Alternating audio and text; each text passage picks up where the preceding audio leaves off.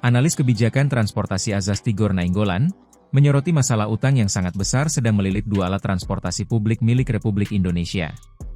Kereta cepat WOS memiliki utang 120 triliun rupiah dari Cina dan perusahaan maskapai penerbangan Garuda memiliki hutang 185 triliun rupiah dari banyak pihak.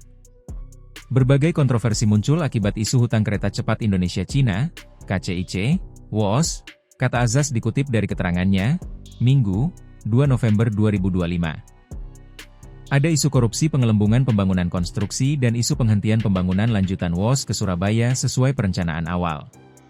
Garuda juga diterpa isu korupsi dari banyak pihak seperti penyewa pesawat, pembelian dan perawatan spare part pesawat hingga makanan untuk penumpangnya serta pembubaran maskapai Garuda.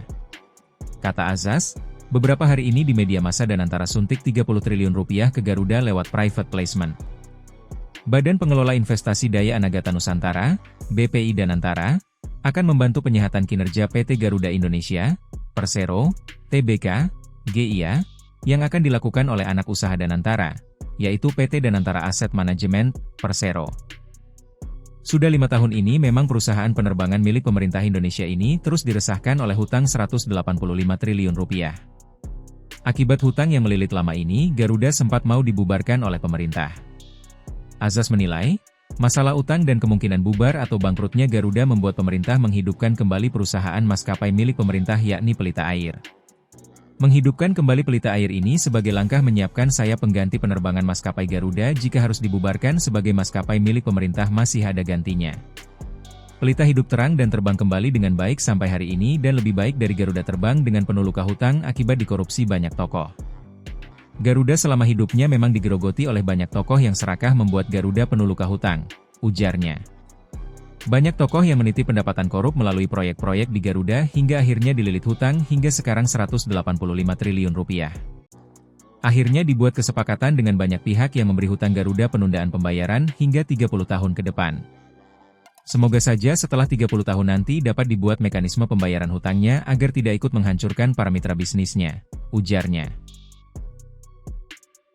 Di sisi lain, kontroversi pembangunan KCIC atau kereta cepat WOS. Sekarang ini barulah banyak pihak mempersoalkan ada korupsi, markup, penggelembungan biaya pembangunan WOS hingga 3 kali lipat dari biaya sebenarnya. Korupsi pembangunan itu membuat kereta cepat WOS memiliki hutang hingga 120 triliun rupiah. Akibatnya banyak pihak mempertanyakan keberlanjutan proyek bisnis layanan kereta cepat WOS dengan alasan tidak prioritas dilanjutkan pembangunan dan pengembangan bisnis layanan hingga ke Surabaya sesuai rencana awal.